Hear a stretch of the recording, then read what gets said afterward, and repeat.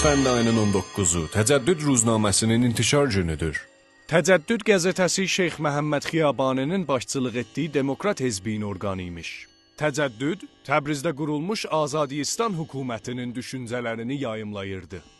Təcəddüdün baş yazarı Tağı bəy Rəfət idi. Tağı bəy Rəfət öz adından əlavə Feminiya Müstəar adını da yazılarında qumlanarmış. İranda ilk dəfə olaraq feminizm kəlməsi Təcəddüd Ruznaməsində işlənmişdi. Şeyx Məhəmməd Xiyabani Türkiyənin Qars şəhrinə sürgün ediləndən sonra Təbrizin Demokrat Hizbinin bir sıra üzvləri, o cümlədən Seyyid Əhməd Kəsrəvi və Zeynəlabidin İran şəhrin totəsi ilə Tağı Rəfət Təcəddüd Ruznaməsinin baş yazarlığından qırağa qoyulmuşdu.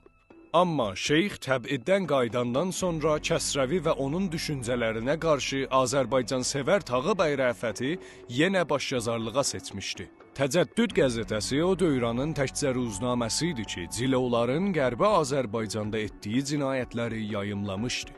Tehran mürtəcələri Şeyx Məhəmməd Xiyabanini öldürüb, Təbrizi işğal edib və Təcəddüd Ruznaməsinin yayımlanmasını dayandırmışdılar.